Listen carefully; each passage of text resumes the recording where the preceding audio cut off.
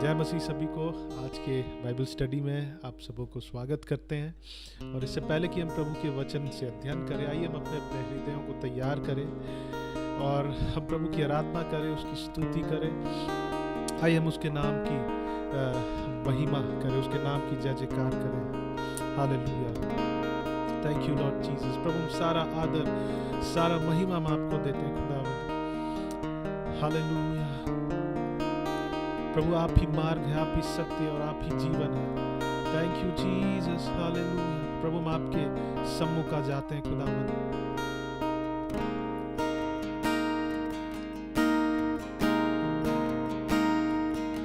सारा आदर तुझे हम देते हैं प्रभु, सारी महिमा तुझे हम देते प्रभु, सारा आदर तुझे हम देते प्रभु, सारी महिमा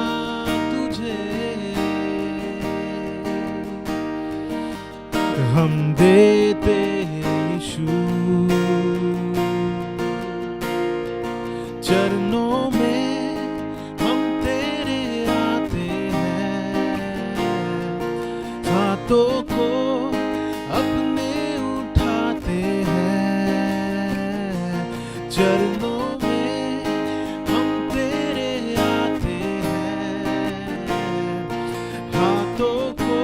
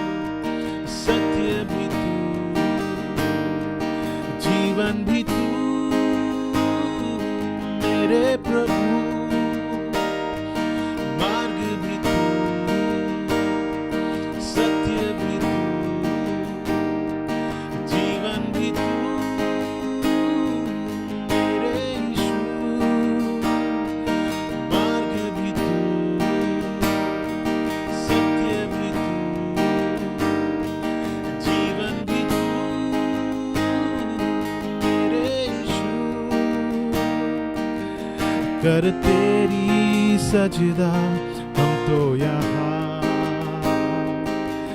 करते तेरी सजदा हम तो यहाँ। चरणों में हम तेरे आते हैं, हाथों को अपने उठाते हैं। चरणों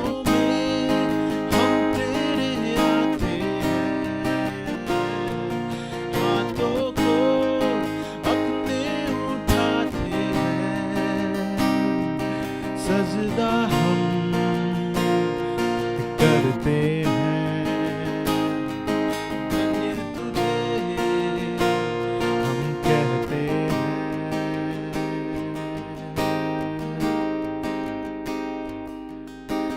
दिल से आराधना करूं मैं इस जुबां से,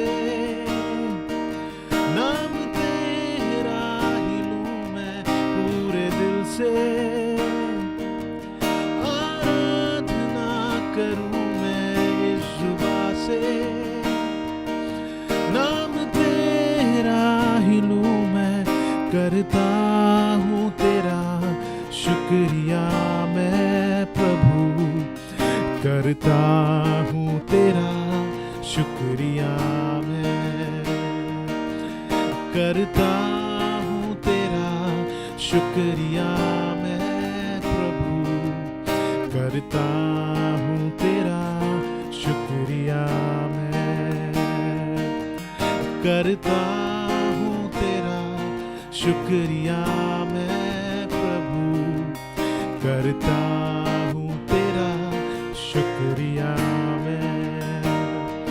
तेरे फजल में, तेरी दया में लिपटा मैं रहता हूँ, तेरी दया में, तेरी फजल में लिपटा मैं रहता हूँ, मैं रहता हूँ।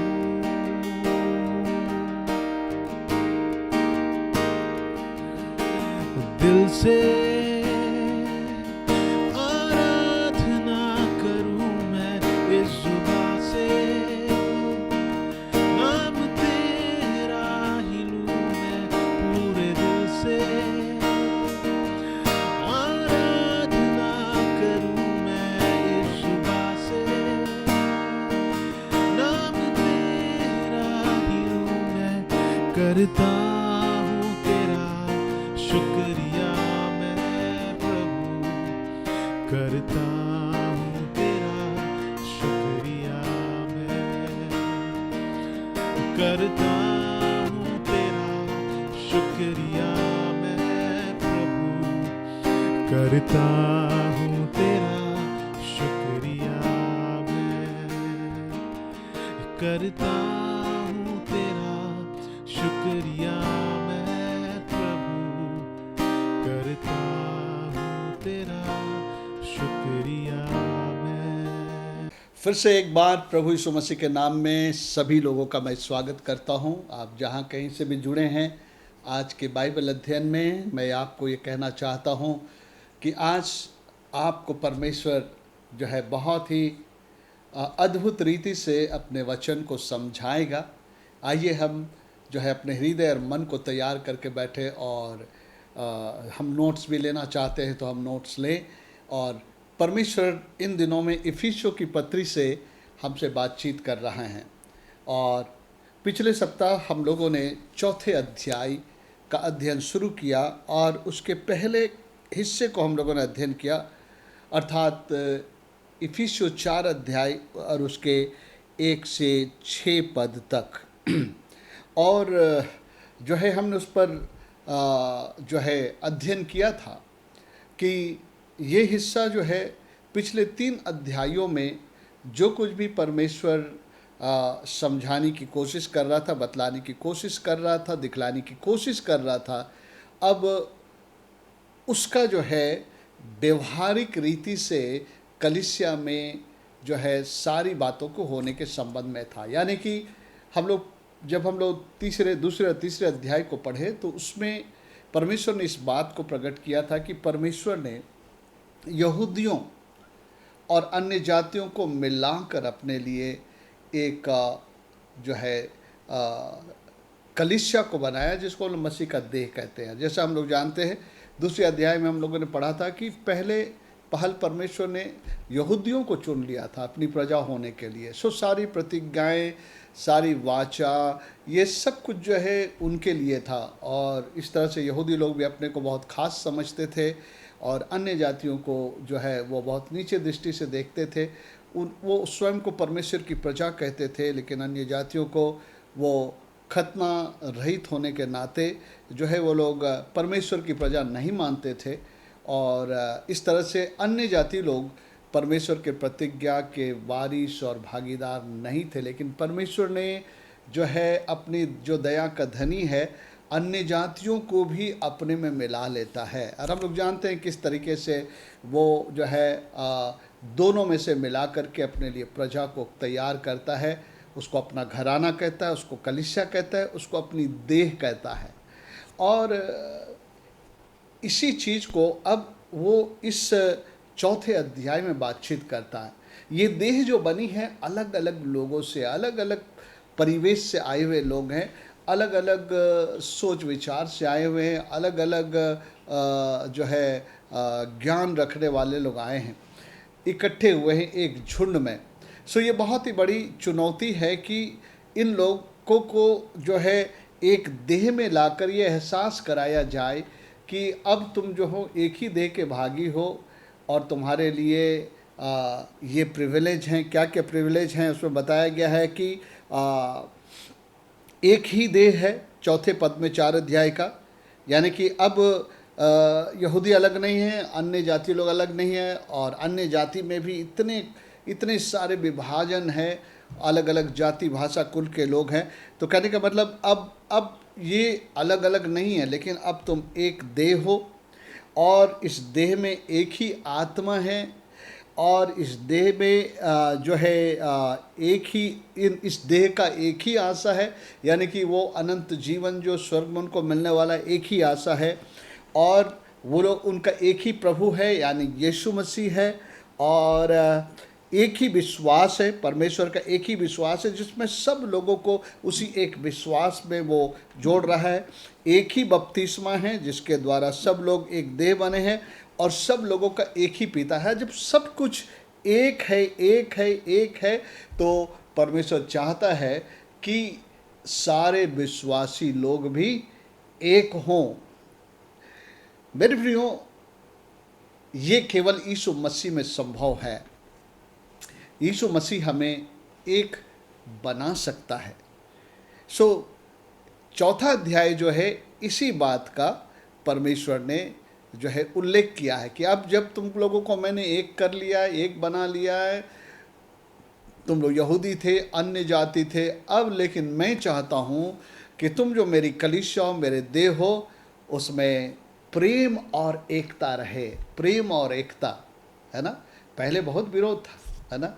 अन्य जाति यहूदी नहीं मिल सकते थे, उन लोगों को यहूदियों के आराधना स्थल के करीब आना नहीं था, वहाँ पर एक दीवार थी, और ये लोग आपस में एक दूसरे के साथ जो है अच्छा व्यवहार नहीं रखते थे। लेकिन बोलता है अब तुम लोग जो हो मेरी देह हो, एक ही आशा के लिए बुलाए गए हो, अनंत राज्य के लिए। एक ही आत्मा है जो तुम सबों को परमेश्वर में ला के जोड़ा है, और सारी चीज़ें कहते हुए कहता है कि अब जो है तुम लोग भी जो है मेल के बंध में आत्मा की एकता रखने का प्रयास करो। ये तीसरे पद में था, मैं रिवाइज कर रहा हूँ ताकि आपको यहाँ से आगे ले चल। सो अब कहता है कि तुम सभी लोग अलग अलग पृष्ठभूमियों से आए हो, लेकिन अब मेरी देह का ये उद्देश्य है कि अब तुम लोग सब एक हो जाए।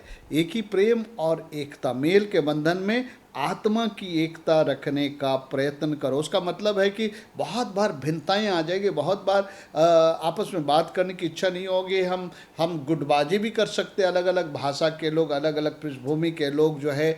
लेकिन बोलता है कि तुम इन सारे भेदभावों को यीशु मसीह के लिए, पिता के लिए दूर करते हुए जो है मेल के बंधन में आत्मा की एकता रखने की कोशिश करो।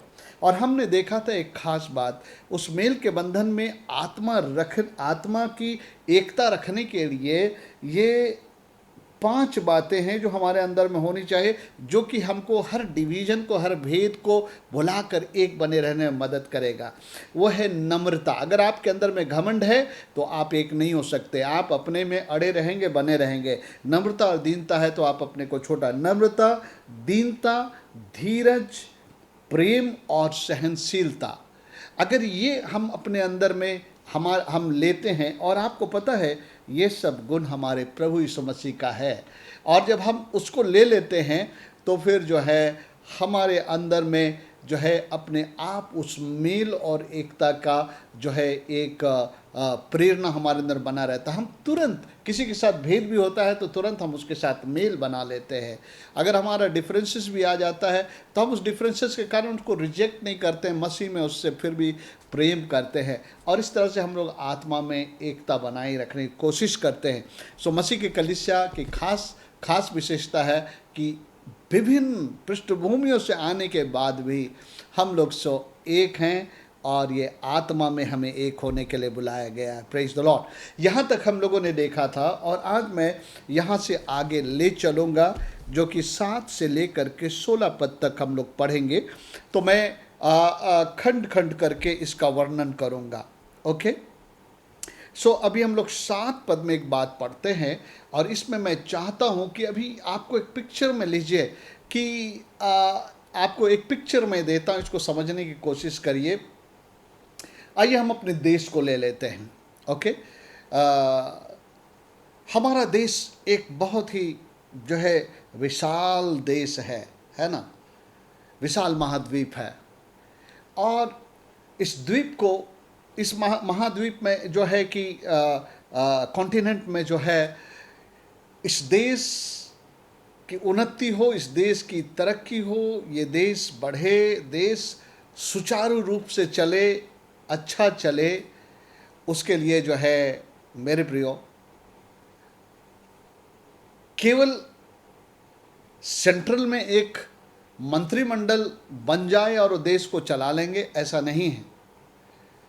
इस देश को चलाने के लिए, इस देश को बढ़ाने के लिए, उन्नति करने के लिए जो है देश के अलग अलग नागरिकों का सहयोग चाहिए। जो इस देश के मेंबर हैं उनको मैं कहूँगा नागरिक जो है, एक देश का जो है नागरिक, उसको हम कह सकते हैं इस देश का वो बोनाफाइड मेंबर है। और पूरे देश के लोगों के अंदर में जो हैं लोग हैं ना, उन सब के अंदर में कुछ ना कुछ टैलेंट और कुछ ना कुछ गुण है जो उनको जन्मजात मिला है, और कुछ जो हैं वो पढ़ाई लिखाई के द्वारा और जो है उन स्किल्स को वो प्राप्त करते हैं ट्रेनिंग के द्वारा, और अलग अलग क्षेत्र की पढ़ाई करते हैं। लोग जो है शिक्षक बनने के लिए उस ओर की पढ़ाई करते हैं, इंजीनियर बनने के लिए वो साइंस की पढ़ाई करके फिर वो इंजीनियरिंग में जाते हैं।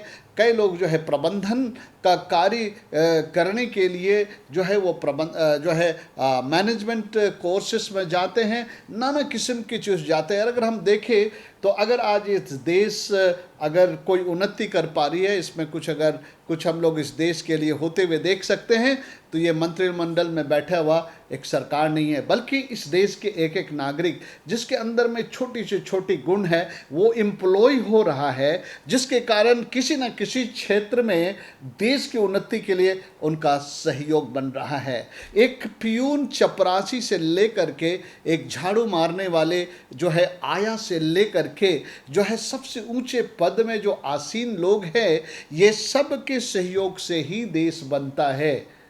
नहीं तो देश नहीं बन सकता, देश चल नहीं सकता है। इसमें सबकी भागीदारी की ज़रूरत होती है। एक दूसरा पिक्चर मैं आपको देना चाहता हूँ। हम लोग जिस शहर में रहते हैं, एक बहुत बड़ी कंपनी है, बहुत ही प्रसिद्ध कंपनी है, यह है टाटा आयरन स्टील कंपनी। ये टाटा आयरन स्टील कंपनी को आप देखेंगे तो इसका ग्रोथ, इसका प्रोडक्शन जो है कंपनी के जो मैनेजिंग डायरेक्टर के हाथ में नहीं है। मैनेजिंग डायरेक्टर उनका हेड है, लेकिन इस हेड के साथ में बहुत ब्रांचेस जुड़े हैं ना, उनके साथ जो है प्रबंधन वाले हैं, उसके साथ एग्जीक्यूटिव्स हैं, उसके नीचे में जो मैनेजर्स हैं, मैनेजर्स के नीचे में जो है फोरमैन हैं, फोरमैन के नीचे में जो लेबर हैं, अलग अलग डिपार्टमेंट, अलग अलग स्किल के लोग हैं। और इस कंपनी को जो ग्रोथ करने के लिए, बढ़ाने के लिए एक एक जो है एम्प्लॉय का सहयोग है। अगर ये एम्प्लॉय अपने अपने अंदर की जो क्षमता है, अपने अपने अंदर का जो गुण है, अगर उसका अगर वो सहयोग नहीं देंगे तो कंपनी का प्रोडक्शन नहीं हो सकता है। अगर कंपनी के लोग अगर स्किल्ड नहीं हैं और अपने स्कूल को एम्प्लॉय नहीं कर रहे हैं, तो जो है कि वो उस चीज़ों को उत्पाद नहीं कर पाएंगे जिसका कि हम लोग पूरे दुनिया में वितरण करके उससे जो है हम जो है पैसे कमाएं, या तो हमारे कंपनी का हम ग्रोथ करें और बढ़ाए उसके द्वारा। तो हम यहाँ पर देखते हैं कि कंपनी जो है कंपनी हेड से नहीं चलता है। कंपनी हेड को उस कंपनी के स्ट्रक्चर में हर एक लेवल के लोगों को उनके जो है सही सही काम करने पर जो है उसका सब कुछ होता है। सो मेरे प्रियो, आज का टीचिंग जब अभी आप सुनेंगे तो आपको समझ में आएगा। मैं परमेश्वर का धन्यवाद देता हूं कि आज परमेश्वर हमें प्रकट करना चाहता है। मैं चाहता हूँ कि इस वक्त आप अपने बारे में ध्यान से सोचिए।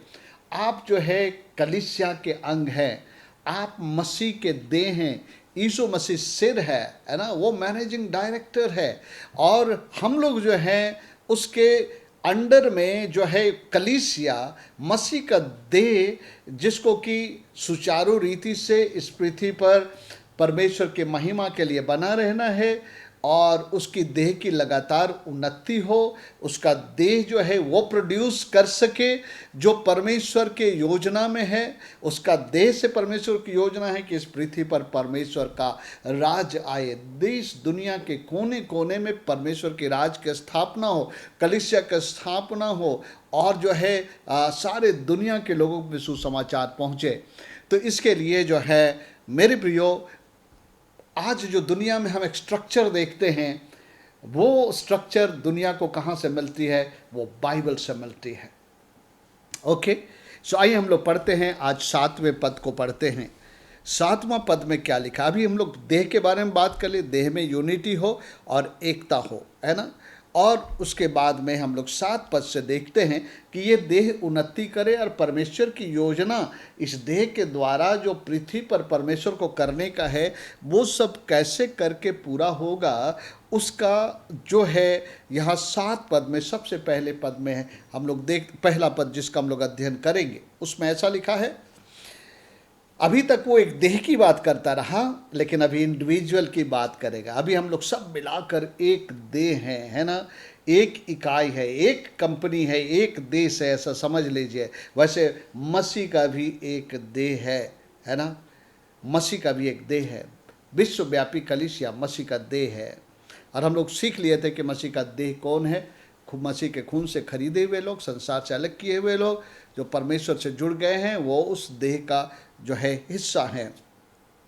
और उस देह के लिए परमेश्वर के पास योजना है कि उस देह के द्वारा परमेश्वर अपना ज्ञान, अपना सामर्थ्य, अपना राज्य को पृथ्वी पर स्थापित करना चाहता है। यही हमारा प्रोडक्शन है। टाटा स्टील का प्रोडक्शन है स्टील प्रोडक्ट प्रोड्यूस करना, लेकिन कलीसिया का प्रोडक्शन क्या है? और भी आत्माएं, और भी कलीसिया की बढ़ोतरी, और भी परमेश्वर के जैसे लोगों को तैयार करना पृथ्वी पर। ओके, तो उसके लिए परमेश्वर का योजना क्या है? 7वां पद में लिखता है, पर हम में से हर एक को, ध्यान दीजिएगा, पहले एक देह के रूप में एक में गिन रहा था, लेकिन अभी उस देह के अंदर में एक नई चीज प्रभु बता रहा है। हम में से हर एक को मसीह के दान के परिमाण के अनुसार अनुग्रह मिला है। बहुत समय से मैं सोच रहा था इस बात को मैं आपको प्रकट करूं, क्योंकि परमेश्वर के वचन का कई जगह कई अलग अलग तरीके से इस्तेमाल होता है। जैसा हमने उद्धार के संबंध में और हमारे जीवन में अनुग्रह का क्या अर्थ उसके बारे में समझाया था, तो मैंने आपको बताया था कि अनुग्रह परमेश्वर की ओर से मानव जाति के लिए वो कृपा का दान है, जिसके द्वारा से एक व्यक्ति जो चीज़ें पाने की योग्य नहीं है, करने की क्षमता नहीं है, उसकी योग्यता उस अनुग्रह के दान के द्वारा उनको मिलता है। सो मेरे प्रियो, जब हम लोग यहाँ पर पढ़ेंगे तो हमने बताया था उद्धार के लिए अनुग्रह, चंगाई के लिए अनुग्रह, और बहुत किस्म के अनुग्रह के क्षेत्र हैं। लेकिन यहाँ पर जो अनुग्रह की बात कही है वो क्या है, इसको मैं समझाना चाहता हूँ। और मेरे जो इलस्ट्रेशन मैंने दिया है, उदाहरण, उसको इसलिए मैं दिया कि इस वचन को आप समझें। पर हम में से हर एक को, मतलब किनको? कलीसिया में हम में से हर एक को मसीह के दान के परिमाण के अनुसार अनुग्रह मिला है। मसीह के दान के अनुसार अनुग्रह मिला है, मसीह के दान के परिणाम के अनुग्रह मिला है। उसका मतलब परमेश्वर ने अलग अलग परिमाण में, अलग अलग माप में जो है लोगों को दान दे रखा है, अनुग्रह दे रखा है। ये अनुग्रह किसके बारे में कह रहा है, इसको अगर हम लोग समझने की कोशिश करें तो आपको एक हिस्सा जो है बहुत अच्छा समझाएगा। और आइए उस हिस्से को मैं पढ़ना चाहता हूँ। ये अनुग्रह जो है यहाँ पर, ये अलग अलग दान और वरदानों के विषय में है जो हर एक विश्वासी को परमेश्वर देता है। किसी के पास छोटा है, किसी के पास बड़ा है, किसी के पास बहुत बड़ा है, और किसी के वरदान जो खुले में यूज होते, किसी के वरदान पर्दे के पीछे यूज होते। ये है, आइए हम लोग देखते हैं रोमियो उसका 12 अध्याय को जब हम पढ़ते हैं तो इसका स्पष्टीकरण है यहाँ पर। और इसी में मैं आज तो जो हम प्रेरितों के काम के अनुसार देखेंगे, लेकिन इसके लिए मैं आपको एक साइड से हिंट्स दे दूंगा। भविष्य में शायद हम इसकी अलग से हम लोग अध्ययन करें। आज का जो ये है उसके मुताबिक हम लोग थोड़ा अलग अध्ययन करेंगे, लेकिन यहाँ पर मैं आपको ले चलता हूँ 12 अध्याय में आप चलेंगे तो इस अनुग्रह, यहाँ बोल रहा है हर एक को मसीह के दान के परिमाण के अनुसार अनुग्रह मिला। जितने भी लोग आज उद्धार पाए और मसीह के देह में जुड़ गए हैं ना, उनको परमेश्वर ने कुछ ना कुछ, यीशु मसीह ने अपने दान के अनुसार, मतलब वो डिसाइड किया, यीशु मसीह डिसाइड किया किसको क्या देना है, कितना देना है। वो जो है यीशु मसीह उसके अनुसार जो है अनुग्रह प्रदान किया है। अनुग्रह को मैंने एक बार अंग्रेजी में कहा था एम्पावरमेंट, कुछ करने की सामर्थ। ओके, आइए इसको हम पढ़ते तो यहाँ से आपको स्पष्ट में पता चल जाएगा कि हर एक विश्वासी को परमेश्वर कुछ ना कुछ ऐसा अनुग्रह देता है, यानी ऐसी करने की क्षमता देता है कि वो दूसरों से उस कामों को अच्छा कर सकता है। और इसमें कोई अपना डिसीजन नहीं लेता है कि मुझे ये काम मिले, मुझे वो मिले, वो दान मिले। नहीं, यीशु मसीह को जिसको अच्छा लगा है, जिसको देना है वही दे दिया। जिसको भी जो दे दिया है वो उससे संतुष्ट रहे, उससे बढ़ के वो ना सोचे, उससे हट के ना सोचे। और आप सोचे कि प्रभु ने मुझे खास मसीह के देह में ये दान दिया और मैं इसका पूरा पूरा उपयोग मसीह के देह के लिए करूँगा। आइए हम पढ़ते हैं 12 अध्याय को, ठीक है। 12 अध्याय को ओके, मैं पढ़ना शुरू करता हूँ 3 पद से। पौलुस यहाँ पर कह रहा, मैं उस अनुग्रह के कारण जो मुझको मिला, मतलब पौलुस बता रहा है कि जो अनुग्रह या जो वरदान या जो अथॉरिटी, जो पावर, जो क्षमता मुझे मिली है, तुम में से हर एक से कहता हूँ कि जैसा समझना चाहिए उससे बढ़कर कोई भी अपने आप को ना समझे, पर जैसा परमेश्वर ने हर एक को विश्वास परिणाम के अनुसार बांट दिया है वैसे शुभ बुद्धि के साथ समझे। कहने का मतलब है कि परमेश्वर अगर आपको एक गीतकार का वरदान दिया है कि आप गीत लिखते हैं और गीत गाते भी बहुत अच्छा हैं, तो लेकिन आपको बजाना नहीं आता है, तो आप अपने मन में सोचते हैं कि मुझे कोई वाद्य यंत्र बजाना नहीं आता है, अरे ये तो अच्छा नहीं है। नहीं, आप खुश रहिए, आपको प्रभु ने गीत लिखने और गाने की क्षमता दे दी है, बजाने की क्षमता नहीं दी है, लेकिन बजाने की क्षमता किसी और को उसने दे दिया दान। तो आप जो है खुश रहिए, आप आनंदित रहिए। इसको आपको जैसा प्रभु ने बनाया वैसे समझे, उससे बढ़कर ना समझे। अगर आपको प्रभु ने एक छोटा सा दास बनाया है, प्रभु का सेवा दिया है मसीह के देह में, तो आप मत सोचे कि भाई मैं दिनाकरण बनना चाहता हूँ। परमेश्वर को अगर उठाना होगा तो अपने उठाए, क्योंकि ये दान आप डिसाइड नहीं कर सकते हैं कि प्रभु अपने आप इस दान को देता है। आप नहीं डिसाइड करते कि मुझे ये दान मिलना चाहिए, वो वरदान मिलना चाहिए। ओके, सो बता, जिसको जैसा मिला है वैसे समझे, उससे हटकर मत समझे। हर एक को परमेश्वर ने उस विश्वास के परिणाम के अनुसार काम बांटा है, और इसमें कोई मनुष्य डिसाइड नहीं करता है, ये उसकी स्वतंत्र इच्छा है किसको क्या देना है। उसको हम आपको दिखलाएंगे और भी हिस्से में दिखलाएंगे। जो वरदान है ना, वो मनुष्य डिसाइड नहीं करता है, परमेश्वर देता है उनको। ओके, यहाँ पर आगे हम लोग पढ़ते हैं 4 पद से, सुनिए। क्योंकि जैसा हमारी एक देह में बहुत से अंग हैं और सब अंगों का एक सा काम नहीं है, यह हम बहुत अच्छी तरह समझ सकते हैं। हर अंगों का काम एक सा नहीं है। हमारे शरीर में बहुत सारे अंग हैं, हर अंग का एक सा काम नहीं है। वैसा ही हम जो बहुत हैं मसीह में एक देह होकर आपस में एक दूसरे के अंग है। सुनिए, देखिए, एक दूसरे के अंग है, मतलब एक अंग दूसरे अंग के बिना काम नहीं कर सकता है ना। इस हाथ में हम देख रहे हैं कि हमारा ये जो है पंजा है, ये एक जोड़ से यहाँ जुड़ा है। फिर अगला जोड़ जो है एक कोहनी से जुड़ा हुआ है, एक कोहनी कंधे से जुड़ा हुआ है। हर अंग के हर हिस्से को हर कोई की जरूरत है। ओके, 6 पद में लिखता है, जब उस अनुग्रह के अनुसार, ध्यान दीजिएगा क्योंकि हम में से हर एक को मसीह के दान के परिमाण के अनुसार अनुग्रह मिला है। तो इस यहाँ पर खुलासा हो गया, अनुग्रह कुछ नहीं है लेकिन ये वरदान है, वरदान है, गिफ्ट है। जबकि उस अनुग्रह के अनुसार जो हमें दिया गया है, हमें भिन्न भिन्न वरदान मिले हैं। तो जिसको जो वरदान मिला है, जिसको भविष्यवाणी का दान मिला है, वो विश्वास के परिणाम के अनुसार भविष्यवाणी करें। आपका विश्वास का लेवल जितना है उतना ही आप उसी आधार पर भविष्यवाणी करें। यदि सेवा करने का दान मिला हो तो सेवा में लगे। आप देखेंगे कई लोगों के अंदर में सेवा का दान है, कहीं भी ज़रूरत है तो वहाँ वो फिट हो जाते हैं, कुछ कोई बोलता नहीं उसको, मतलब जहाँ भी ज़रूरत दिखती है वहाँ सेवा करने का उनका, मतलब कोई बीमार दिख जाता है उनकी मदद कर देता है, कोई स्ट्रगल कर लेना है में उनको कोई मदद कर देता है। मतलब उसका काम ही है कि सबकी सेवा में हाथ मिलाए। ओके, यदि कोई सिखाने वाला है तो सिखाने में लगा रहा। हो सकता है आप सेक्युलर टीचर हो, बाइबल स्कूल के टीचर हो, या तो आप किसी भी प्रकार के ऐसे गुणों को जानते हैं जिसको सिखाने पर उन लोगों के जीवन में जो है उन्नति होगी, तो आप सिखाने में लगा रहे, है ना। सो केवल बाइबल सिखाने की बात नहीं है, यहाँ पर बहुत सारी चीज़ें सिखाने की बात हो सकती है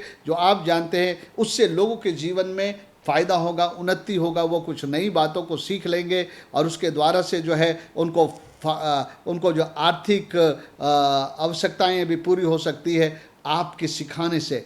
तो सिखाने में लगा रहे। जो उपदेशक है उपदेश देने में लगा रहे। जो दान देने वाला है उदारता से दे। मेरे फिर दान देना भी किसी किसी का वरदान है, जिसको दान देने का वरदान है ना, वो देता ही रहता, उसको चिंता नहीं होती कि मुझको घटी हो जाएगा, मुझको कम हो जाए। जहाँ भी उसको दिखता है, ज़रूरत दिखता है, वो दान देता है। ऐसे तो हम लोग सभी लोगों को दान देने के लिए हमारा दान हो सकता है, नॉर्मल हो सकता है, लेकिन दान देने वाले का लाइफ ही है कि दान देना। और दान देने वालों को कमी नहीं होती है, क्योंकि वो देता है उसके पास और आता है। क्योंकि बाइबल में लिखा है, दो तो तुम्हें दिया जाएगा, दबा दबा के, हिला हिला कर लोग उमड़ता हुआ तुम्हारी गोद में डालेंगे। सो उन लोगों का सेवा ही है दान देना। कोई बोलता नहीं है, उसको मांगता नहीं कि कोई मांगेगा तो मैं दान दूंगा, नहीं, उसके अंदर से ना आत्मा में आता रहता है कि मैं किसकी मदद करूं, किसको मैं दान दूं, किसके जीवन में एक सहूलियत को लेकर के आऊं। वो क्या बोलता, दान देना और उदारता से दान देता रहे, जो अगुवाई करे, है ना, विभिन्न प्रकार की बातों में जो लगा, वर्शिप की अगुवाई करना, और किसी लोगों को, किसी झुंड को किसी बात में अगुवाई करना। अगुवाई करने वाला अगुवाई करे, वह उत्साह से करे। ओके, जो दया करे वो हर्ष से करे। इवन दया भी एक वरदान है। वैसे तो दया करने के लिए यीशु मसीह सबसे कहता है, लेकिन किसी किसी के अंदर में ये दया का वरदान है। वो दूसरों के दुख तकलीफ पीड़ाओं में उसका दिल अंदर से रो उठता है और वो अपने आप को रोक नहीं पाता है, उन लोगों के लिए दया के काम करे। सो आप देख रहे हैं ये अनुग्रह क्या है। लिखा है कि जबकि उस अनुग्रह के अनुसार जो हमें दिया गया, 12 का 6 पद रोमियो, हमें भिन्न भिन्न वरदान मिला है। सो इफिसियों के पत्री में जब हम देख रहे हैं यहाँ 4 अध्याय का 7 पर, हम में से हर एक को मसीह के दान के परिमाण के अनुसार अनुग्रह मिला। मतलब सब कोई को परमेश्वर ने वरदान दिया। मेरे प्रियो, हर विश्वासियों को मैं उत्साहित करना चाहता हूँ कि हर कोई के जीवन में कुछ ना कुछ परमेश्वर वरदान दिया है, और वो आप डिसाइड नहीं किए हैं, लेकिन उसने दिया है। मेरे प्रियो, मैं जस्ट इसको बातों को तो सिखाऊंगा नहीं, लेकिन अभी जो प्रेरितों में जिस वरदान के बारे में हम देखने वाले, उससे हटकर 2 वरदानों का नाम मैं ले लेता हूँ। बाइबल में 3 प्रकार के वरदान हैं जो कलीसिया में इस्तेमाल हो सकता है, मसीह के देह में इस्तेमाल हो सकता है। और पहला वरदान जो है, जो अभी हम लोग रोमियो में पढ़े थे, रोमी 12 का 3 से 8 पद में, उसको हम लोग कहते हैं उत्प्रेरक वरदान। मोटिवेशनल गिफ्ट, मतलब ये आपको मोटिवेट करती है। आपको कोई नहीं बोलता, लेकिन आपका गिफ्ट आपको जो मोटिवेट करता है कि तुम ये करो वो करो। ये मोटिवेशनल गिफ्ट जो रोमी 12 के अंदर में लिखा था, जिसके अंदर में दान देने का गिफ्ट है ना, किसी को बोलने की आवश्यकता नहीं, ऑटोमेटिक दान है। सेवा का गिफ्ट जिसके अंदर में ना, उनको कोई पूछेगा नहीं कि आप मेरी मदद करेंगे, वो कहीं भी रहेगा तो वो लग जाएगा सेवा में। सो इसको मोटिवेशनल गिफ्ट करते हैं, जो आपको मोटिवेट करता है किस क्षेत्र में क्या करना है क्या नहीं करना है, आपके अंदर में से उस क्षेत्र में बहुत ज़्यादा प्रेरणा आएगा। सो प्रेरणादायक वरदान है। दूसरा है पवित्र आत्मा के वरदान, जिसको हम लोग पावर गिफ्ट करते हैं, जिसको हम लोग पहला कुरिन्थी 12 अध्याय में 9 पवित्र आत्मा के वरदानों के बारे में देखते हैं। उसमें विश्वास का वरदान है, उसमें ज्ञान की बातें हैं, word of knowledge, word of wisdom, और फिर जो है सामर्थ के काम करने वाले, और जो है आत्मा के परख के वरदान वाले, चंगाई के दान वाले, ये सब इसको पावर गिफ्ट्स बोलते हैं। और हम लोग जब उसको पढ़ेंगे ना, आज उसमें हम नहीं जा रहे हैं, क्योंकि उसमें भी लिखा है कि पवित्र आत्मा जिसे जो चाहता है उसको देता। हमारे चाहने से नहीं होगा कि ये वरदान मेरे पास होती, मेरे पास क्यों नहीं है वरदान, नहीं। जिसको जो वरदान प्रभु दिया है उस वरदान में आप काम करें। मसीह के देह में आप वो डिपार्टमेंट है जहाँ पर आप फुलफिल करें अपने ड्यूटी को। ओके, अगर चंगाई का वरदान है, चंगाई में आप इस्तेमाल हुए। दुष्ट आत्मा, अगर आपके पास बुद्धि और ज्ञान की बातें हैं, प्रभु आपको दिखाता है किसी के बारे में कुछ, तो आप उनको बता सकते हैं, उनके लिए प्रार्थना कर सकते हैं। और तीसरा वरदान है सिखाने वाले वरदान, मतलब जो लोग कलीसिया को सिखाते हैं। अभी हम लोग उसमें जाएंगे। तो हम लोग देखते हैं इस अध्याय में खास करके सिखाने वाले वरदान के बारे में रखा है। लेकिन केवल सिखाने वाला वरदान नहीं है, मैंने आपको 2 बता दिया। पहला मोटिवेशनल गिफ्ट है, जो परमेश्वर लोगों के अंदर में डाल के रखा है। जैसे जैसे बड़ा होते हैं उनका ना प्रेरणा उस क्षेत्र में जाता है। ओके, किसी किसी के अंदर में चित्रकारी, ड्राइंग का होता है। जैसे जैसे बड़ा होता है उसके अंदर में वो बातें आने लगती है और उसमें बहुत इंटरेस्ट होता है। उसमें बहुत किसी किसी की संगीत का प्रेरणा होता है, वो बहुत ही संगीत में बहुत जल्दी आकर्षित होता है। अपने से उसके अंदर में संगीत बजाने की जो इच्छा आती है, और उसके बाद वो सीख भी जाता है बहुत आसानी से। वो वरदान उसके अंदर में दिया गया है। जिनके पास वो वरदान नहीं है वो भी सीख सकते हैं, उसको सिखाए जाने पर, प्रैक्टिस के दौरान भी सीख सकता है। लेकिन जिसको संगीत का वरदान मिला है उसको सिखाने की भी जरूरत नहीं, शायद वो देख करके ही, सुनकर ही वो सीख लेता है। और दूसरा है पवित्र आत्मा के वरदान, सामर्थ के सेवकाई के लिए। और तीसरा है सिखाने वाला का वरदान, जो कलीसिया में सिखाते हैं। तो यहाँ से जो 7 पद से लेकर के 10 पद तक जो है, वो इसमें ये क्या बताएगा, जब यीशु मसीह जो है वो स्वर्ग से नीचे उतरे, हम सबों के बीच में रहे, मर गए, गाड़े गए और पताल में उतरे, फिर वहाँ से उठकर फिर स्वर्गीय स्थानों में चले गए, और फिर वहाँ से उसने लोगों को दान दिया बताता। बस उस वचन को पढ़ देता। इसलिए यह कहता है 8 पद, वह ऊंचे पर चढ़ा और बंदियों को बांध ले गया और मनुष्यों को दान दिए। बंदी लोग कौन थे? जो मसीह में प्रभु के पास जो पुराने नियम के विश्वासी लोग थे, वो लोग स्वर्ग में नहीं गए थे, वो लोग अब्राहम की गोद में ही थे।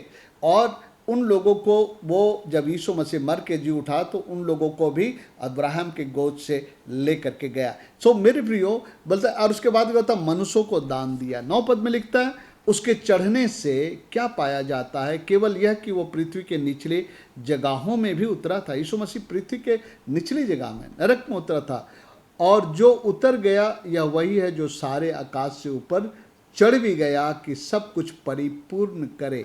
सो 7 से लेकर के 9 पद तक बता रहा है कि यीशु मसीह मरने के बाद, जी उठने के बाद, स्वर्ग में जाने के बाद, उसने जो है अपने वरदान, मसीह के दान के परिणाम के अनुसार हर एक को उसने एक अनुग्रह दिया है, और वो उसका वरदान है, वो उसका गिफ्ट है। सो हम लोग 2 अलग गिफ्ट के बारे में बातचीत कर चुके, उत्प्रेरक वरदान, मोटिवेशनल गिफ्ट, और पवित्रात्मक वरदान। आज हमारा वो विषय नहीं है, लेकिन मैं इसके स्पष्टीकरण के लिए रोमियो से जो पढ़ा कि ये अनुग्रह हमको मिला, ये क्या है? ये वरदान है, अलग अलग गिफ्ट है और वरदान है जो हमें मिला है। और वो क्यों मिला है? कि हम सभी लोग अपने अपने वरदान का जो है क्या बोलेंगे, हम उसको कलीसिया के लिए लगाएं, अपने वरदान को हम लोग जो है उसके द्वारा से सहयोग दें। और जब ये सभी लोग ठीक ठीक अपना अपना काम करेंगे ना, है ना, कि जो है मुझे ये वरदान मिला है, मैं इसके द्वारा सेवा कर सकता हूँ। हो सकता है कि आपको प्रार्थना का वरदान मिला हुआ है और आप बहुत इजीली प्रेयर में इन्वॉल्व होते हैं। आप प्रचार नहीं कर सकते हो दूसरे की तरह, लेकिन आपके अंदर में जो है प्रार्थना का वरदान है, तो आप जो है प्रार्थना में समय गुजारते एक एक बातों के लिए। हम में से हर एक वो, मैं प्रभु समझा रहा, हम लोग एक देह हैं, हम लोग सब, हमको यूनिटी बनाना है। उसके बाद जो है बोलता है कि देह में एक एक जन के पास परमेश्वर का वरदान है, जिसको निर्णय उसी ने लिया है, इसको मैं ये दे रहा हूँ, उसको मैं वो दे रहा हूँ, कोई अपने से डिसाइड नहीं करता है कि मुझे वरदान प्रभु यीशु मसीह दे, वो डिसाइड करता है। और पवित्र आत्मा के वरदान में एक ही आत्मा है जो सबको, जिसको जो चाहता वो देता है। ओके, और इसका उद्देश्य क्या है? तो हम लोग आज जो है प्रेरितों के काम के अंदर जो वरदान है, जो अलग अलग वरदान उसने दिए हैं, उसके बारे में पढ़ेंगे और उसके उद्देश्य को हम पढ़ेंगे। ओके, वैसे तो पूरे सब वरदान प्रभु के देह में इस्तेमाल होते हैं, लेकिन इस अध्याय में चूंकि सिखाने वालों के वरदान के बारे में लिखा है, तो उसकी चर्चा मैं आपके साथ करूंगा। यहाँ तक स्पष्ट हो गया कि यीशु मसीह मर के जी उठा, उसके बाद उसने दान दिया है और कलीसिया के एक एक सदस्य को दान दिया है। और 11 पद में जो है सिखाने वाले, मतलब कलीसिया के लोगों को सिखा पढ़ा करके परमेश्वर के जो है संपूर्ण उद्देश्य तक पहुंचाने वालों का वरदान है। वो 5 वरदान है। यहाँ पर लिखता है, उसने कुछ को प्रेरित नियुक्त करके, कुछ को, मैं 11 पद को पढ़ रहा हूँ, कुछ को भविष्यवक्ता नियुक्त करके, और कुछ को सुसमाचार सुनाने वाले नियुक्त करके, और कुछ को रखवाले और उपदेशक नियुक्त करके दे दिया। परमेश्वर ने कलीसिया में दान दिए हैं, वरदान दिए हैं। और ये कौन लोग हैं? सिखाने वाले दान। देखिए, परमेश्वर के लोगों को परमेश्वर के योजनाओं के मुताबिक तैयार करने के लिए जो है सिखाने वाले को जरूरत है। यहाँ तक कि जिसके अंदर में उत्प्रेरक वरदान है, मोटिवेशनल गिफ्ट है, इवन जो पवित्र आत्मा का वरदान पाया है, उस वरदान में अच्छी तरह काम करने के लिए उनको परिपक्व और सिखाया जाना जरूरी है। और इसलिए ये 5 प्रकार की सेवकाई जो है, ये बहुत ही फंडामेंटल गिफ्ट है चर्च के लिए। और अगर ये 5 प्रकार की सेवकाई कलीसिया को मिलती है, इसका टच है, तो मेरे प्रियो, उसके द्वारा मसीह की कलीसिया उन्नति करेगी और मसीह की कलीसिया मसीह की सेवा करेगी, और उस सेवा करने के द्वारा से परमेश्वर का राज बढ़ेगा, कलीसिया की स्थापना होगी और परमेश्वर के योजना अपने लोगों के मध्य में पूरा होगा। ओके, यहाँ हम लोग देखते हैं 5 प्रकार, प्रेरित एपोस्टल, और जो है भविष्यवक्ता प्रोफेट, और सुसमाचार सुनाने वाले इवेंजलिस्ट, जो लोगों को जाके सुसमाचार सुनाते। वैसे तो हम लोग सभी लोगों को सुसमाचार सुनाना, लेकिन कुछ लोगों की गिफ्ट होती है सुसमाचार, इवेंजलिस्ट का गिफ्ट होता, बहुत आसानी से लोगों तक पहुंचते, सुसमाचार सुनाते और लोगों को जो है पश्चाताप में ले आते हैं और कलीसिया में लोगों को लेकर आते हैं। फिर उसके बाद उपदेशक है, उपदेशक मतलब बाइबल टीचर, और तीसरा है रखवाला यानी पास्टर। ये 5 प्रकार के जो लोग हैं ना, इनका काम है लगातार मसीह के देह को प्रशिक्षण देना। और मैं हल्का हल्का इनका मैं बता देता हूँ। प्रेरित, अगर प्रेरित कहा जाए तो प्रेरित लोग जो भेजे गए, यीशु मसीह के द्वारा जो लोग भेजे गए, ये पहले 12 प्रेरित हुए जो यीशु मसीह के साथ रहे, और यीशु मसीह के द्वारा अथॉरिटी दे करके इनको भेजा गया सुसमाचार सुनाने के लिए। प्रेरित वो व्यक्ति है जो परमेश्वर के द्वारा भेजा गया है एक अधिकार को लेकर के, कि वो जगह जगह जाए और प्रभु के लिए कार्य की स्थापना करे और खोले, है ना। एक पास्टर शायद एक जगह चर्च शुरू करता है, लेकिन एक प्रेरित है वो बहुत सारे जगहों में जहाँ जहाँ उसको प्रभु ले जाता है वहाँ पर सेवकाई के द्वारा एक नया काम शुरू होता है ना। सो प्रेरित लोग चिन्ह चमत्कारों के साथ काम करते हैं, सुसमाचार सुनाते, नए नए द्वारों को खोलते हैं, नए नए कलीसियाओं की स्थापना उनके द्वारा होता है। तो आज हम लोग वो प्रेरितों के अहदे में नहीं काम करते हैं जो 12 प्रेरित थे, लेकिन जो है उसी प्रेरिताई की सेवकाई में कुछ लोग होते हैं जो जगह जगह जाकर प्रभु के काम को शुरू करते हैं और वहाँ पर एक कलीसिया खड़ी हो जाती है, वहाँ पर एक जो है प्रभु का झुंड तैयार हो जाता है। ये प्रेरित लोग हैं।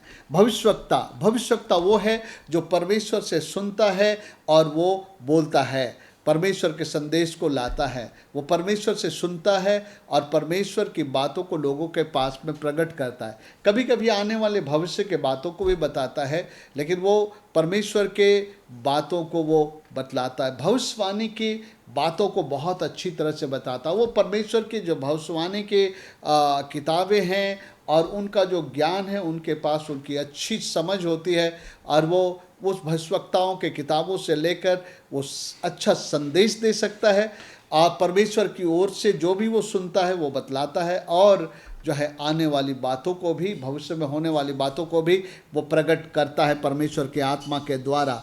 उसके बाद जो है हम लोग देखते हैं जो है सुसमाचार सुनाने वाला कौन है कि वो लोगों को जाकर मन फिराव का संदेश सुनाता है, पापियों को परमेश्वर के राज में फिरने का संदेश सुनाता है। उनके अंदर में हमेशा ये प्रेरणा होता रहता है कि मैं सुसमाचार को सुनाऊं। वो जहाँ भी रहते हैं वो लोगों को सुसमाचार सुनाने लग जाते हैं मेरे प्रियो। और ऐसे तो हम सबों को भी प्रभु यीशु मसीह ने कहा कि तुम भी जाओ सारे जगत के लोगों को सुसमाचार सुनाओ। लेकिन ऐसे इवेंजर जैसे दिनाकरण, वो एक इवेंजलिस्ट है जो कि बहुत बड़े पैमाने पर जो है वो लोगों को प्रभु के राज में आकर्षित करते थे, लोग उनकी ओर मिलते थे। बिली ग्राहम एक बहुत बड़े इवेंजलिस्ट थे जिनके सभा में आने को लोग उद्धार पाए और उनका फल बना रहा।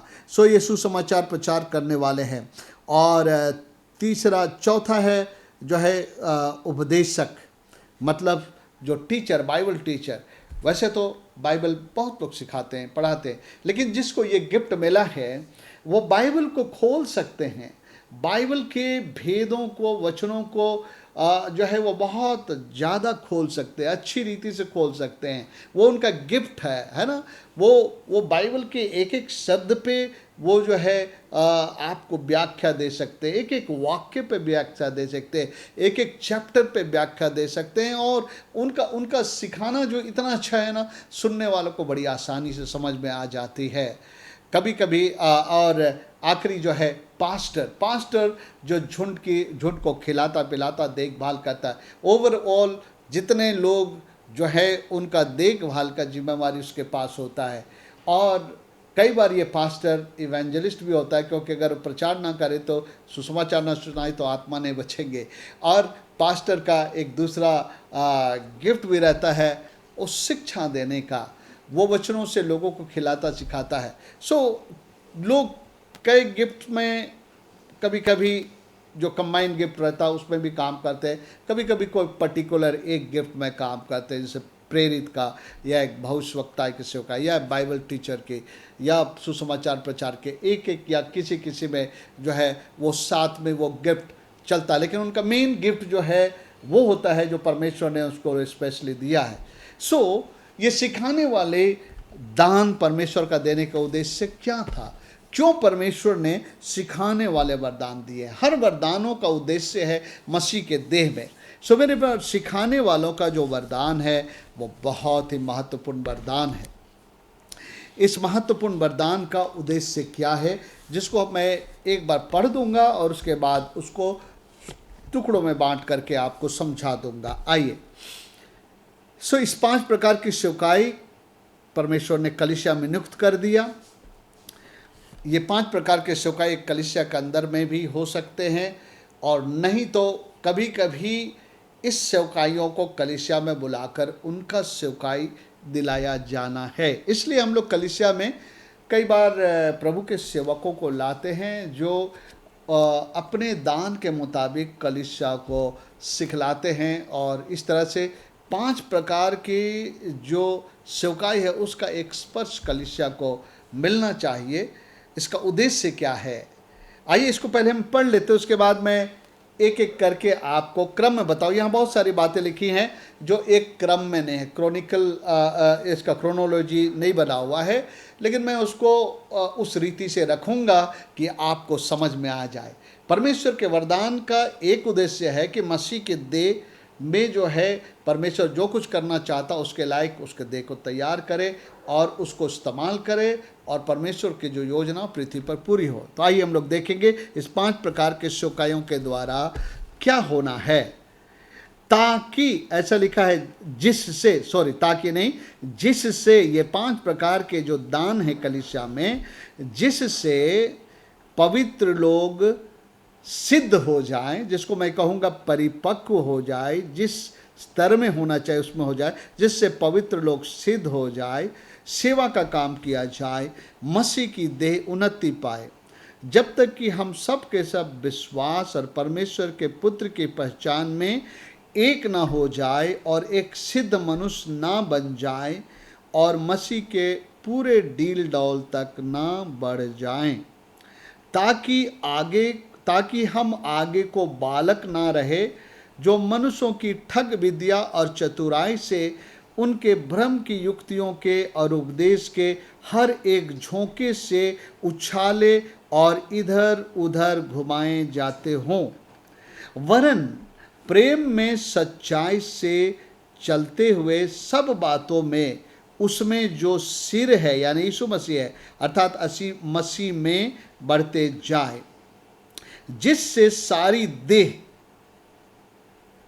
में अलग अलग अंग है, अब बोल रहा जिससे सारी देह, फिर से एक बार देह में आ जाता है यहाँ पर, अभी सबकी अलग अलग बात कर रहा था, अभी फिर से देह, जिससे सारी देह हर एक जोड़ की सहायता से, देखिए हमारे हाथ में अंगुली में भी जो जोड़ है, हमारे जो है रिस्ट में जोड़ है, कोहनी में जोड़ है, कंधे में जोड़ है, कमर में जोड़ है, पाँव में, हर जगह जोड़ है, जिससे सारी देह हर एक जोड़ की सहायता से एक साथ मिलकर, एक साथ गठकर उस प्रभाव के अनुसार जो हर एक अंग के ठीक ठीक कार्य करने के द्वारा उससे होता है, अपने आप को बढ़ाती है और वह प्रेम में उन्नति करती जा। मैं इस सब पे आखिरी में आऊँगा, ठीक ठीक कार्य करने के द्वारा।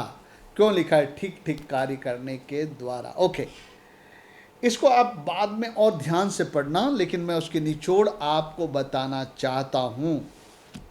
आइए मैं उसके निचोड़ को आपको बता रहा हूँ। ये 5 प्रकार के सिखाने वाले वरदान, मैंने बताया 3 वरदान कलीसिया में, उत्प्रेरक वरदान, प्रेरणा देने वाली, मोटिवेशनल गिफ्ट, पवित्र आत्मा के वरदान, सामर्थ के वरदान और सिखाने वाले वरदान। ओके, तो सिखाने वाले लोगों को परमेश्वर ने क्यों रखा है, मैं आपको बताना चाहता हूँ। नंबर 1 बात ध्यान दीजिए जो लिखा है यहाँ पर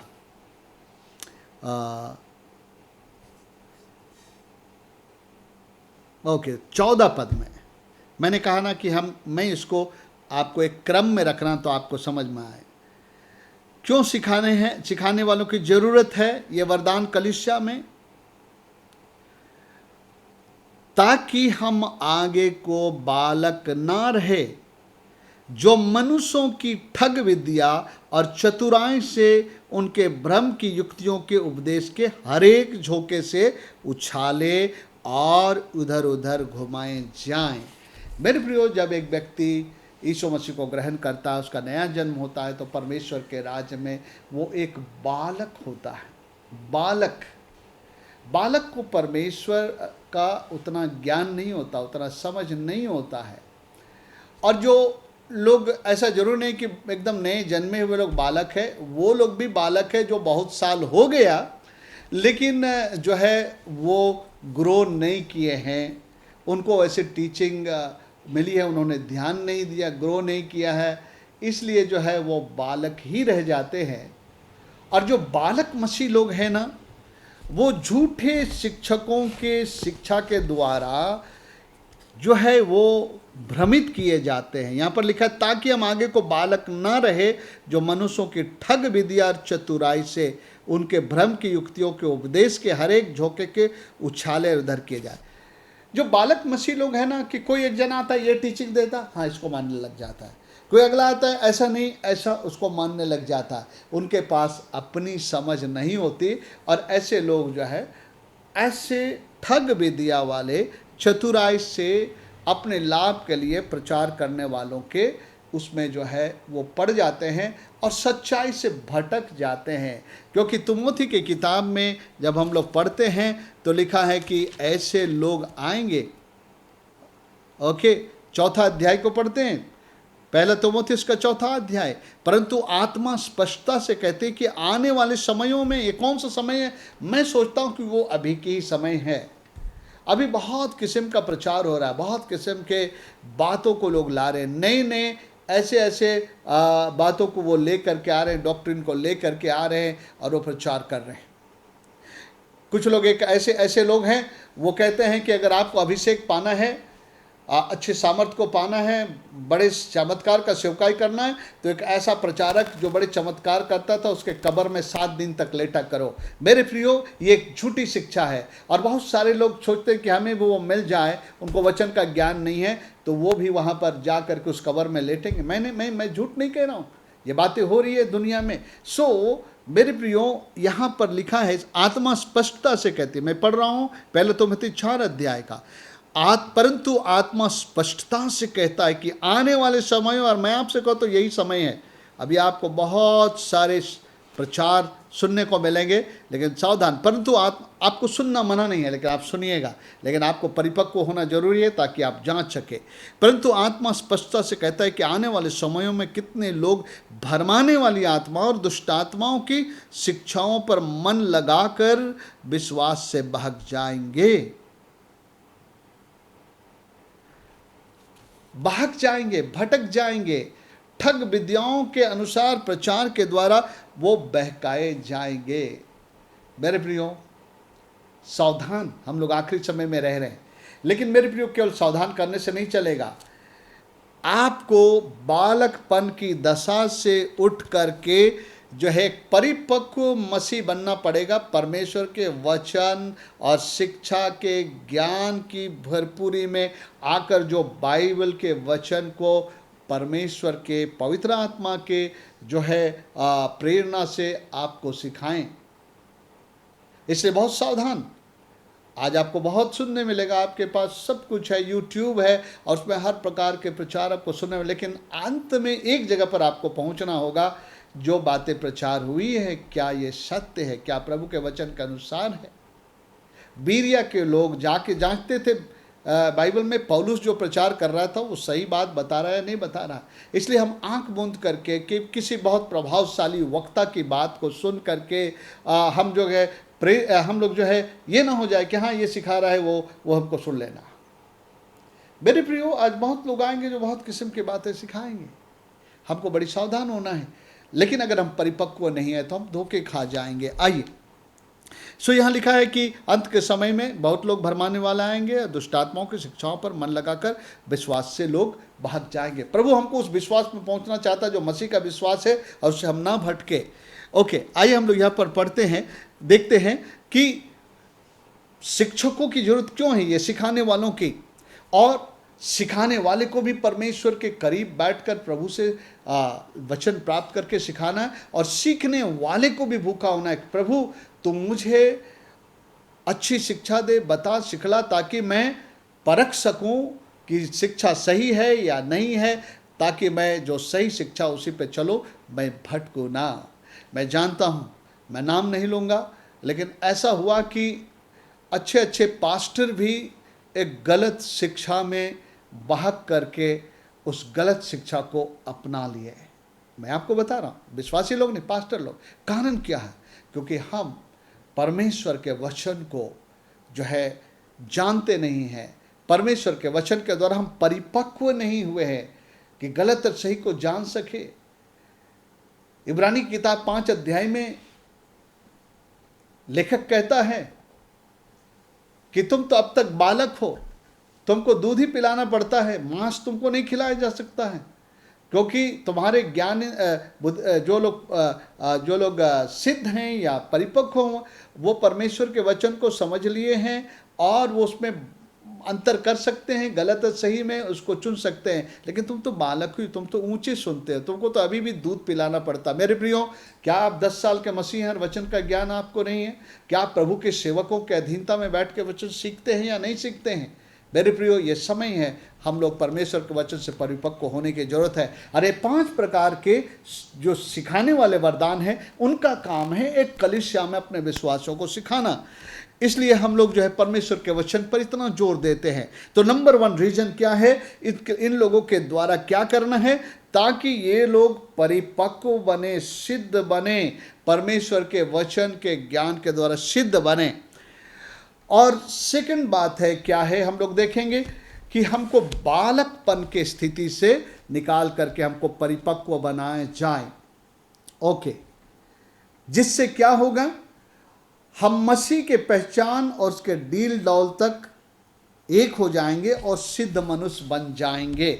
ये वचन को हम लोग पढ़ते हैं, हमको सिखाया जाएगा परमेश्वर का वचन। तब क्या होगा, तब हम मसीह को पहचानने लगेंगे, मसीह के जैसा हम बन जाएंगे, मसीह के साथ आत्मा में हम एक हो जाएंगे, मसीह के चाल चलन और स्वभाव में एक हो जाएंगे। और जब मसीह में हम एक होंगे ना, तो मेरे प्रियो, सचमुच में हम चीज़ों को परख पाएंगे। तो हम लोग देखते हैं यहाँ पर, इसको हम लोग पढ़ते हैं 13 पद में, ये 5 प्रकार के सेवकाई हमको सिखाएंगे। उससे क्या होगा, जब तक कि हम सब के सब विश्वास यानी मसीह के विश्वास में, उस एक विश्वास में और परमेश्वर के पुत्र के पहचान में एक ना हो जाए और एक सिद्ध मनुष्य ना बन जाए और मसीह के डील डौ तक ना पहुंचाए। जब ये 5 प्रकार की सेवकाएं का शिक्षा मिलता है, तो मेरे प्रियो, हम मसीह की शिक्षा को पाते पाते मसीह कौन है, मसीह क्या है, समझने लगते हैं। और हम ये भी देखने लगते हैं कि मुझे भी मसीह के जैसा बनना, मसीह के डील डौल तक, मतलब मसीह के जैसा मुझे बनना है। और मसीह और हम में जो है एकता हो जाती है, जो मसीह की पहचान में बढ़ जाते हैं। हम लोग के पास एक पहचान पत्र होता है, और जब हम लोग जाते हैं कहीं पर, हमारी पहचान पत्र मांगता है, तो जब हम पहचान पत्र देते हैं तो वो व्यक्ति हमारी पहचान पत्र को देखता है और हमारे चेहरे को देखता है, और वो मिलान करता है कि इसके साथ इसकी पहचान मिलती है या नहीं। अगर चेहरा मिल गया तो ठीक है, अगर नहीं मिला तो कहता है कि ये आप नहीं हैं, आपको हम जो है स्वीकार नहीं करेंगे। सो मेरे प्रियो, हमारे साथ ऐसा है कि जब हम लोग हमें देखें ना, हमें मसीह दिखाई दे, हमारी पहचान यीशु मसीह के साथ है, जब हमारी आइडेंटिटी है। ये कैसे होता है, जब दिन प्रतिदिन हम वचन को सुनते हैं, उस वचन को हम अपनाने लगते हैं, हम उसको पहनने लगते हैं, तो हम मसीह को पहनने लग जाते हैं, क्योंकि मसीह और उसका वचन एक है। और तब हम मसीह के डील डाउल तक पहुँचते हैं, मसीह के जैसा बनने लगते हैं, और हम परिपक्व हो जाते और हम सिद्ध हो जाते हैं। सो इस 5 प्रकार की सेवकाई जहाँ नहीं है, वहाँ के लोग बालक ही रहेंगे, उसको शिक्षा, उतनी गहराई की शिक्षा नहीं मिलेगी। तो वो लोग किसी के भी ठग विद्या में कुछ भी सुनाए, कुछ भी प्रचार किया, आप उसको मानने लगेंगे और करने लगेंगे, चूँकि आपको ज्ञान नहीं है वचन का, सिद्ध ज्ञान नहीं है प्रभु के वचन का, और चूँकि आप मसीह के उसके पहचान में एक नहीं हुए, मतलब मसीह के जैसा नहीं बने हैं, मसीह की परिपक्वता जो है आप में नहीं आई है, और मसीह के डील डॉल में नहीं पहुंचे हैं, इसलिए जो आप इन चीज़ों की परख नहीं कर पाएंगे। तो जब बालकपन से हम परिपक्वता की ओर बढ़ते हैं, सिद्धता की ओर बढ़ते हैं, और जब हम मसीह के डील डॉल में बढ़ते हैं और मसीह के जैसा हो जाते हैं, तो मेरे प्रियो, हमारे अंदर में जो वो मैच्योरिटी आ जाती है कि हम चीज़ों को सुने तो हम उसको परखे भी, उसको जांचे भी। मेरे प्रियो, जब हम परमेश्वर का वचन सुनते हैं तो हम उस पर विचार करें और जांचें, क्या ये परमेश्वर का वचन इस बातों को मान्यता देता है, या उसकी मान्यता, या ये वचन उसको मान्यता नहीं देता है। तब आपको समझ में आएगा जो आज मैंने सुना है वो परमेश्वर की ओर से था या मनुष्य के अपना कोई विचार था। और अगर आपके अंदर में ये क्षमता नहीं है, तो कोई आया कुछ सिखाया, आप वो करने लगे, कोई आया कुछ सिखाया, आप जैसे हवा में जो है बोलता है छोटे बच्चों की तरह आप जो उछाले जाएंगे, कभी इधर कभी उधर, कोई कुछ बोल दिया आप वही सुनने लगे, वही करने लगे, वही मानने लग गए। इसीलिए 5 प्रकार की सेवकाई की जरूरत है जो लोगों को मसीह के पहचान में बढ़ाए, मसीह के जैसा बनाए, मसीह के डील डॉल में बढ़ाए और वो एक परिपक्व मनुष्य बन जाए। और जब वो एक परिपक्व मनुष्य बन जाएगा तो क्या होगा, आइए हम लोग पढ़ते हैं अभी 12 पद को, ठीक है।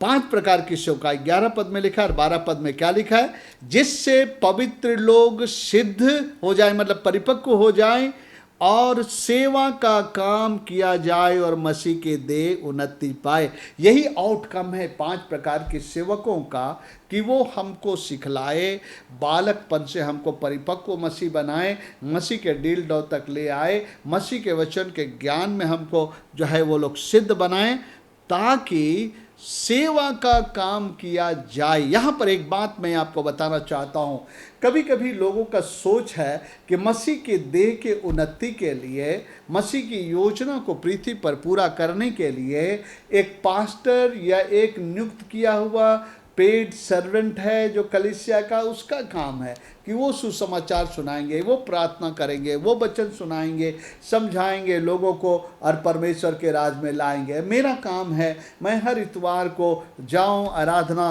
अटेंड करो, गीत गाऊं, आराधना करूं, वचन सुनूं और घर चला जाऊं। नहीं नहीं नहीं नहीं नहीं नहीं, परमेश्वर जो है ये कह रहा है कि जो है ऐसा नहीं, सेवा का काम किया जाए। मान लीजिए ये टाटा कंपनी के लोग जो लोगों को सेवा में जो लोगों को ट्रेनिंग दिलाया गया, वहाँ रखा गया है, अगर ये लोग काम नहीं करेंगे, सोचेंगे कि एग्जीक्यूटिव इंजीनियर काम करेगा या मैनेजिंग डायरेक्टर काम करेगा, तो क्या कंपनी चल पाएगी? नहीं, कंपनी तो उनके वो एक एक एम्प्लॉय से चलेगा।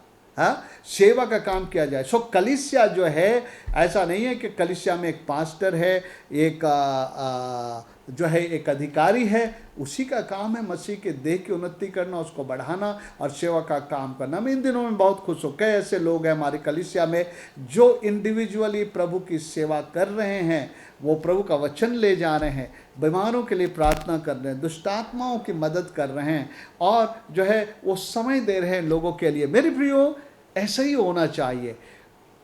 मसीह का देह में हर एक व्यक्ति जो है वो सेवा का काम करे, उसको जो वरदान मिला है मसीह के देह के लिए उसको एम्प्लॉय करे, उसको वो लगाए, वहाँ पर उस सेवा को वो दे। मैं प्रभु का धन्यवाद देता हूँ। हमारे कलीसिया में कई लोग हैं, मैं टेक्नोलॉजी नहीं समझता हूँ, रिकॉर्डिंग टेक्नोलॉजी, मैं प्रभु का धन्यवाद देता हूँ। हमारे जो है रोहित, सुमित, सालोम, इन लोगों के लिए जो ही समझते वो हमारे लिए करे। अगर ये काम मुझे करना होता तो मैं नहीं कर पाता, क्योंकि ये मेरा गिफ्ट नहीं है। लेकिन अगर मुझे संगीत के बारे में कहे तो मेरे अंदर में गिफ्ट है, मैं संगीत एंजॉय करता हूँ, संगीत बचा सकता हूँ और मैं अच्छा गायक तो नहीं हूँ लेकिन मैं गा भी सकता हूँ प्रभु के महिमा के लिए। ये मेरे लिए, ये मैं सेवा दिया, मैं वचन को सिखा सकता हूँ, ये मेरा काम है, मैं अगुवाई कर सकता हूँ, ये मेरा गिफ्ट है, मैं कर सकता हूँ। इसीलिए परमेश्वर चाहता है कि मसीह का देह, पूरा हर देह काम करे। ओके, अभी मैं 16 पद में ले चलता हूँ। क्यों कलीसियाओं में वृद्धि नहीं है? क्यों कलीसिया में प्रथम शताब्दी की कलीसिया का जो है कार्य नहीं देखा जाता है? आज कलीसिया क्यों बढ़ती नहीं है?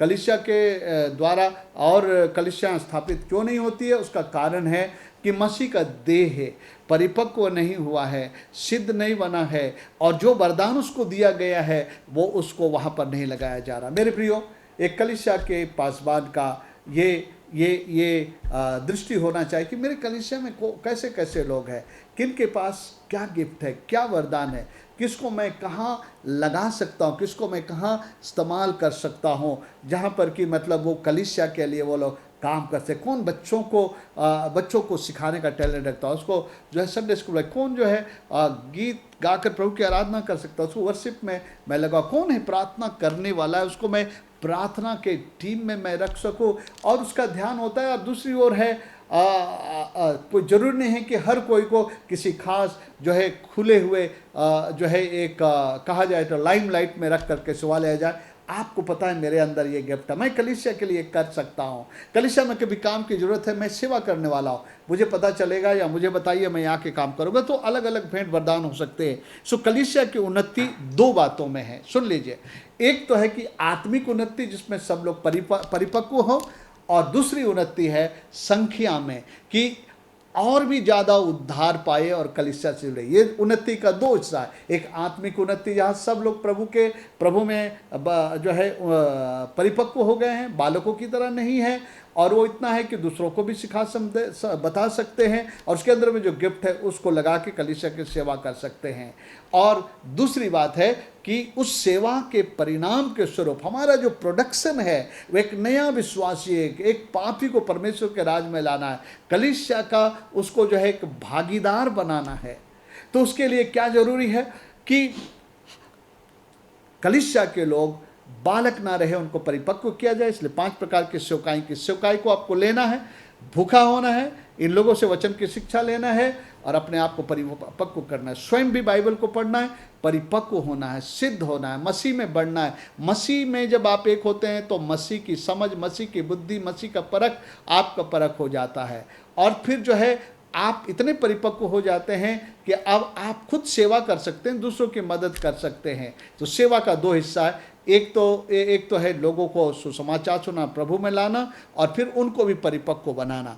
तो अभी हम लोग 16 पद में जाएंगे। मैंने कहा था, मैं आपसे कहा था कि मैं इस पद में आऊँगा। 16 पद में सुनिए, जिससे सारी देह, ओके, सब हम लोग मसीह में बालक थे, हमको 5 प्रकार की सेवकाई मिले, जिससे हम लोग मसीह में बढ़े, उसके डील डॉल में बढ़े, उसके पहचान में बढ़े, ताकि अब हम लोग सेवा के काम कर सके।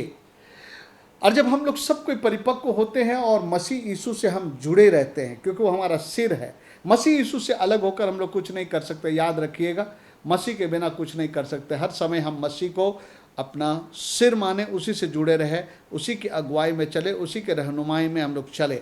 16 पद को देखिए, जब एक बालक को शिक्षा मिलता है, उसको परिपक्व किया जाता, मसीह के डील डॉल तक आ जाते हैं और सिद्ध मनुष्य बन जाते हैं, तब अब सेवा के काम करने के लिए वो लोग तैयार हैं।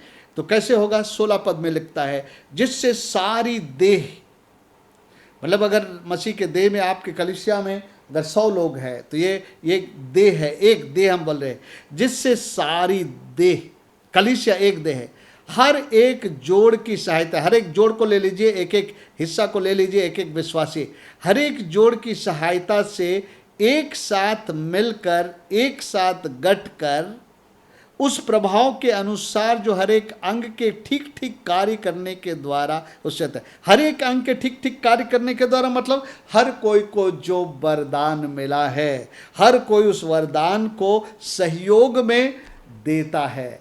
और आप ऐसा नहीं सोचना है कि मेरा वरदान इतना महत्वपूर्ण नहीं है, या मेरा वरदान, मेरे पास ऐसा वरदान होना चाहिए कि मैं हमेशा सामने में दिखाई दूँ। कई लोग सामने कभी नहीं दिखेंगे, लेकिन वो परमेश्वर के राज के लिए बहुत बड़े सहयोगी होंगे। प्रार्थना करने वाले कभी स्टेज में नहीं दिखाई देते, उन पर्दे के पीछे होते हैं, बंद कमरे में होते हैं, लेकिन उनके प्रार्थना के कारण प्रभु के सेवक लोग सफल होते हैं। सो बोलता है, हर एक अंग के ठीक ठीक कार्य करने से, मतलब हर एक विश्वासी को जो गिफ्ट मिला है, उस गिफ्ट को मसीह के देह में जब भी जरूरत है वो लगाते हैं, उसके ठीक ठीक कार्य करने के द्वारा उससे होता है, और अपने आप को बढ़ाती है, प्रेम में उन्नति करती है। जब हर एक अंग अपने गिफ्ट को, जिसको उन्होंने पहचाना है, मैं चाहूँगा कि आप लोग रोमी 12 अध्याय को पढ़िएगा, और पहला कुरिन्थियों 12 अध्याय का पढ़िएगा, और पहला कुरिन्थियों 12 अध्याय को पढ़िएगा। वहाँ पर 2 प्रकार के गिफ्ट है, मोटिवेशनल गिफ्ट, मतलब प्रेरणा देने, जो आपको प्रेरित करती है, पवित्र आत्मा के वरदान, सामर्थ के वरदान है, उनको भी देखिएगा, और जो है मेरे प्रियो शिक्षा वाले वरदान। सभी लोग इस वरदान में नहीं हैं कि वो प्रेरित हैं, कि वो भविष्यवक्ता हैं, सुसमाचार सुनाने वाले हैं, या रखवाले पे। सभी लोग इस बड़ी सेवकाई में सभी लोग नहीं होते हैं, लेकिन बाकी सारी सेवकाई कलीसिया के लोगों में हो सकती है। और जिसको जो है पहचान करके परमेश्वर के समय पर प्रभु के दास, प्रभु के सेवक उनको उसको जो है उसमें बढ़ा सकते हैं। लेकिन हम कभी कोशिश ना करें कि हम अपने आप को एक्सपोज करें कि मेरे अंदर ये गिफ्ट आ रहा है, मैं इसको इस्तेमाल करना चाहता हूँ, पास्टर मुझे समय दे। नहीं, पास्टर को भी परमेश्वर दर्शाएगा और समय के अनुसार, क्योंकि बाइबल में तिमोथी में लिखा है कि वो नया चेला ना हो। जिन लोगों को हम लोग किसी काम में रखते हैं, किसी क्षेत्र में लगाते हैं, तिमोथी कहता है नया चेला ना हो, नहीं तो जो है वो घमंड से गिर सकता है। सो मेरे प्रियो, पर आप जानिए क्या है आपकी बुलाहट, क्या है आपके अंदर में गुण, उसको आप एम्प्लॉय करें प्रभु के राज में। मैं इसको कैसे इस्तेमाल करूं, उसके द्वारा मैं अपने विश्वासी भाई बहनों की कैसे सेवा करूं, और मुझे जो वरदान मिला मैं उसको मैं सेवकाई में दूंगा। मैं अपने आप को पीछे नहीं रखूंगा। जब हर एक अंग के ठीक ठीक कार्य करने के द्वारा उसमें होता है, कलीसिया अपने आप को बढ़ाती है और वह प्रेम में उन्नति करती जाती है। प्रेम और एकता, मैंने बताया था, प्रेम और एकता में रहते हुए जो है मसीह की देह उन्नति करती। देह उन्नति करने का मतलब आत्मिक रीति से भी उन्नति करती है, उस कलीसिया के लोग परिपक्व होते हैं और संख्या में भी उन्नति करते हैं। सो मेरे प्रियो, मैं आप सबों को इस वचन के द्वारा आज उत्साहित करता हूं कि आप खास हैं, आपके अंदर में कोई ना कोई मसीह ने गिफ्ट दिया है। सबको अपनी चाह के अनुसार मसीह ने गिफ्ट दिया है, हमारी चाहने से नहीं लेकिन अपनी चाहने से। और जो भी आपको दिया, आपका गिफ्ट किसी से कम नहीं है। आपका गिफ्ट बहुत छोटा होगा, लेकिन जो स्टेज में खड़ा होने वाला एक इवेंजलिस्ट है, एक प्रेरित है, उससे कम नहीं है, क्योंकि परमेश्वर ने जाना है आपको कौन से गिफ्ट देना है, उनको कौन से गिफ्ट देना है। और ये परमेश्वर का चुनाव है, हमको स्वीकार करना है। जो भी गिफ्ट मुझे मिला है, जो भी वरदान मुझे मिला है, जो भी अनुग्रह की क्षमता मुझे मिली है, मैं मसीह के देह के साथ अपना काम करूंगा। ठीक ठीक हर एक अंग काम करेगी और वो प्रेम में और जो है उन्नति करेगी और प्रेम में बढ़ती जाएगी। और उस कलीसिया के अंदर में परमेश्वर दिखाई देंगे, परमेश्वर का जीवन, परमेश्वर का सामर्थ्य दिखाई देगा। उस कलीसिया में जब कोई विजिटर्स आएंगे, उन्हें वहाँ पर जो है उनको जीवन को परमेश्वर छुएगा, क्योंकि वहाँ पर जो मसीह की देह में एकता है, मसीह के देह में प्रेम है और मसीह का देह परिपक्व है। आइए, आज ऐसी कलीसिया की आवश्यकता है और हम लोग आए, हम निश्चय करें कि मैं भी इस कलीसिया का, ऐसे कलीसिया का मैं एक परिपक्व जो है सदस्य बनूंगा और मेरे जीवन के द्वारा परमेश्वर की योजना और इच्छा पूरी हो। परमेश्वर इस वचन पर आशीष दे। आइए हम प्रार्थना करें।